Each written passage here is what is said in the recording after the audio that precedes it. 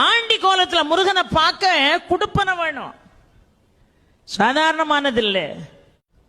இந்த படி ஏறி போகும்போதே மேல சுவாமி தரிசனம் பார்த்துட்டு கீழே வருவாங்க பாருங்க, அவங்கள பார்த்து எப்படி இருக்காருன்னு கேட்பான் நம்ம ஆளு. மனுஷாள் ஒருத்தரை பார்த்து இன்னொருத்தர் எப்படி இருக்கீங்கன்னு கேட்கறது இயல்பு. இவன் பாவத்தை தொலைக்க பழனி மலை மேல ஏறிக்கிட்டு இருக்கான், அங்க இருந்து பாவத்தை தொலைச்சிட்டு கீழே வர்றான் பாருங்க, அவனை பார்த்து அவர் எப்படி இருக்காரு அப்படி. இப்ப போக முடியாதுன்றான். என்னம்மா அவர் ஆண்டி கோலத்தில் இருக்காராம், உன் கதை அவ்வளவுதான்மா. இவன் உடனே படி ஏறின பய கடகடன்னு கீழே இறங்கி வெளியே வந்துருவான்.